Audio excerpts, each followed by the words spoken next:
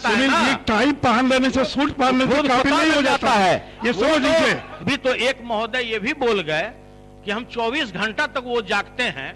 बताइए भला, कोई 24 घंटा तक जागेगा तो वो आदमी पागल नहीं हो जाएगा? बड़ाई के क्रम में लोग ये भी बोल देता है कि हुजूर वो तो 400 दिन काम करते हैं। अरे भाई, जब पूरे वर्ष में 365 दिन होते हैं तो कैसे लोग 400 दिन काम कर सकते हैं?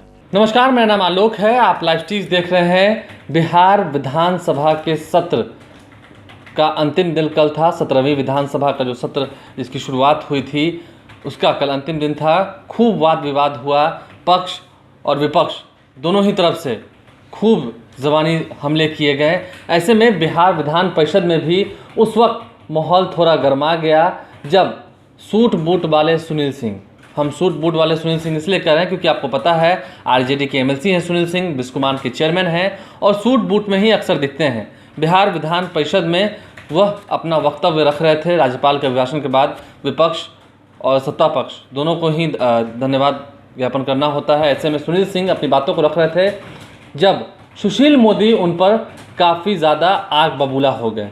क्या बातें हो रही थी, वीडियो जो है काफ़ी ही दिलचस्प है। किसानों के मुद्दे से सीधा उठकर सुशील मोदी पर आ गया और क्यों सुशील मोदी भड़क गए, ज़रा देखिए क्या कुछ हो रहा था।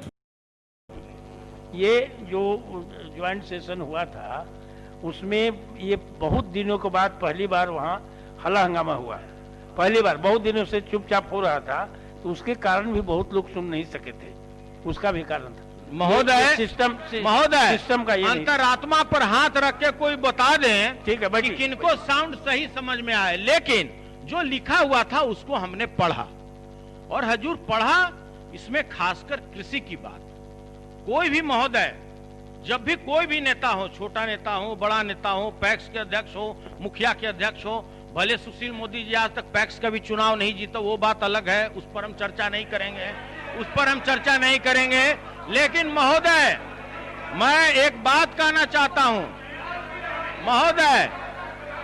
महोदय, जिस दिन, अरे नहीं बोले ना, सदन में जो नेता बनने की बात, ये माननीय सदस्य नवल जी, इस सदन की परंपरा रही है कि माननीय सदस्य जब पहली बार बोले तो डिस्टर्बेंस नहीं होना। मैडम बैठा जाए, उसका जवाब दीजिएगा, आप नोट करके रख लीजिए, उसका जवाब दे दीजिएगा।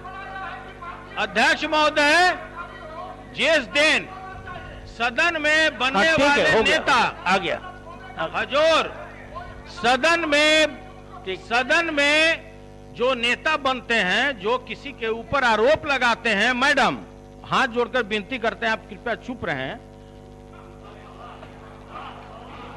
बिल्कुल, जो सदन में अभी बांह उठा करके बता रहे थे कि ये भ्रष्टाचार, वो भ्रष्टाचार की बात करते हैं। मैं पूछना चाहता हूं कि राष्ट्र कवि रामधारी सिंह दिनकर का जमीन किसने कब्जा किया? पहला। दूसरा, आप बाद में उस पर आएंगे, पहले टाल क्षेत्र की चिंता करें, किसान का। आप अगर चने का अधिप्राप्ति मूल्य कर बता दें तो मैं अभी सदन से बाहर निकलकर चला जाऊंगा, मानवर। तो मैं कहना यह चाहता हूं कि भ्रष्टाचार एक अलग विषय है, आप क्या कहते हैं वो अलग विषय है। जब महामहिम राज्यपाल महोदय का जो कृषि के विषय पर आप रोड मैप की बात करते हैं कि मैंने रोड मैप बनाया, मैं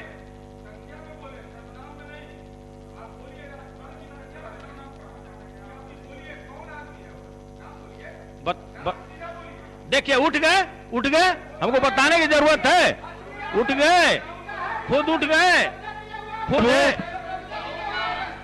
उठ गए, वो तो पता लग जाता है ना। टाई पहन लेने से सूट पहनने से काफी नहीं हो जाता है, ये समझ लीजिए। नहीं, टाई पहन कर और सूट पहनने से काफी नहीं हो जाता। मैं अपना टाई खोल कर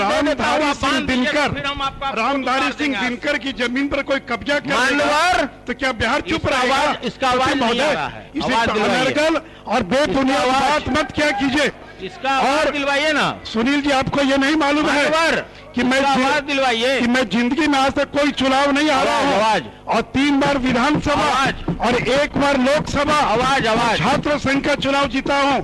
इसे बिना जानकारी के बात मत बोलिए, पहली बार बोलने के लिए, और अनर्गल और बेबुनियाद बात मत बोलिए।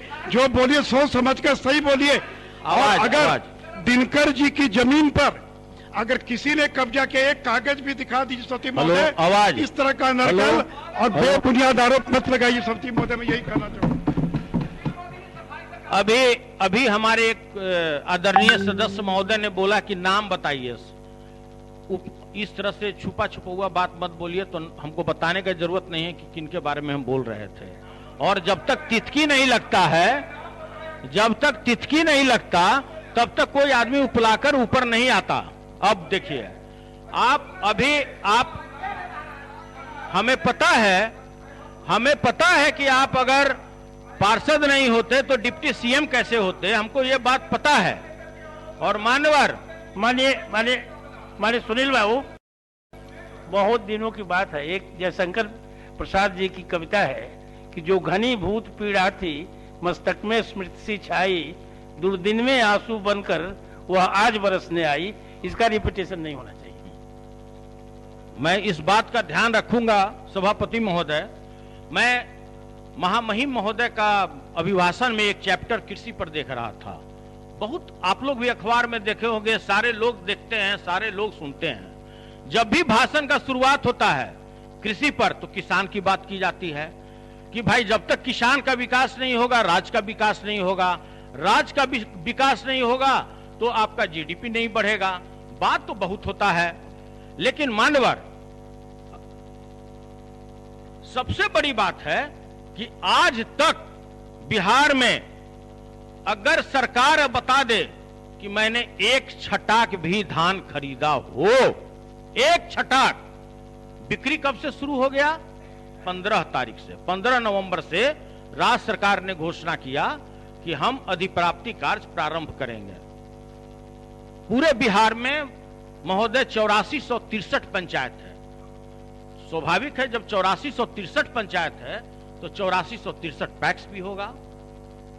महोदय, अभी तक राज्य सरकार ये बता दे, जो लंबी लंबी बातें करते हैं, लोग कहते हैं कि मैं किसानों के लिए जिंदा हूं, मैं किसानों के लिए कार्य करता हूं। अभी तो एक महोदय ये भी बोल गए कि हम 24 घंटा तक वो जागते हैं।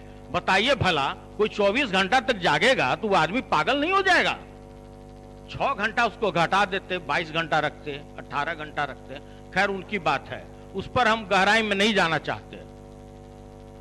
बड़ाई के क्रम में लोग ये भी बोल देता है कि हुजूर वो तो 400 दिन काम करते हैं। अरे भाई, जब पूरे वर्ष में 365 दिन होते हैं तो कैसे लोग 400 दिन काम कर सकते हैं?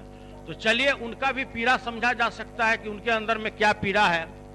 तो मानवर, हम ये कहना चाहते हैं कि 8463 पैक्स, 8463 पैक्स में अभी तक राज्य सरकार ने एक पैक्स को भी चयनित नहीं किया। किसी जिले में एक पैक्स को चयनित नहीं किया।